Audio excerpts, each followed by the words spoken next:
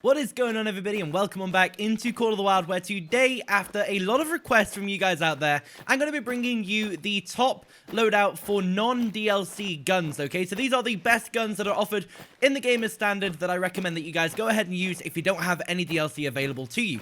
Now then, if you guys like this video, then please do like and subscribe, as well as over 94% of you guys watching the content at the minute are not subscribed, and it would massively help the channel out. And if you never want to miss another video, make sure that you go ahead and click on that bell as well to turn notifications on. Now then, the class 1 is going to be the Caversham Steward 12 gauge shotgun right here. Now, a disclaimer, you will have to use this on classes 2 to 5 first to get your shotgun score up before you unlock the birdshot rounds. However, once you've unlocked the birdshot rounds, you'll be able to use this on all of your class 1 animals, and it's actually one of the only class 1 guns that you'll have available to you, as any rifle class 1 comes from a weapons pack. Moving on now to our class 2 to 4 animals, and that is going to fall down to the 243 right here. The Ranger 243, an absolutely great gun if you want to go ahead and take out some small game animals. Comes in the game as standard, and the one thing that I would recommend you guys go ahead and do is upgrade from those 3 soft point bullets to polymer tip bullets as quick as possible to get that extra penetration to ensure that you're hitting the vital organs when you take a shot on. Now then, moving up from class 2 to 4, we are going to be talking about our 4 to 6. Now this gun is capable of shooting 4 to 8, but I would not recommend shooting anything higher than a class 6, and it's going to be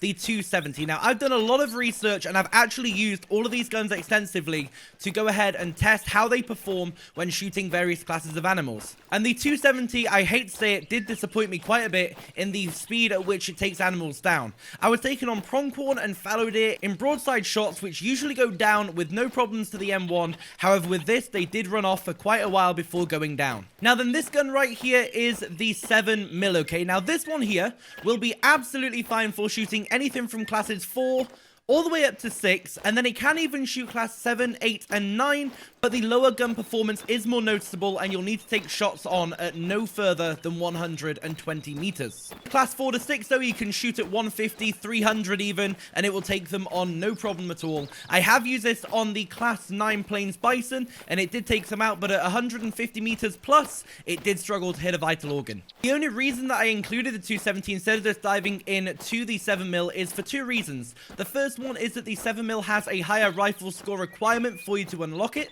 versus the 270, but also this gun only has a 1-round magazine, meaning that if you want to take on multiple animals in a group, it's going to be a lot more difficult to do with a 7mm. So if you guys are going for a diamond trophy, then I would recommend getting the 7mm. However, if you want to go for the cash, then use a 270 and take out multiple animals in a herd. But of course, you will need to use a 270 as a stepping stone if you want that earlier access to a class 4 to 8 rifle. And then finally, we are talking about our class 7 to 9s, and we are going to be looking at the Range Master 338. This one here is capable of taking out any class 7 to 9 animal, and let me tell you, I've used this one and it is comparable to the 300. It is an absolutely great rifle. I had no issues using it, and I would highly recommend that you guys go ahead and use it as well if you get the opportunity. And like I say, even though the 7mm can take out the class 7 to 9s, it can struggle to penetrate the animal correctly to hit the vital organ, whereas this Range Master has no problem whatsoever. Now then, these are all no DLC required guns. However, if you guys did want to go ahead and get yourself a weapons pack or 2, then I would highly recommend that you pick up weapons pack 1 for the 22 LR, which is going to be your class 1 rifle. I would then recommend getting Smoking Barrels DLC, as that one brings the M1, which is an absolutely incredible 5-round semi-automatic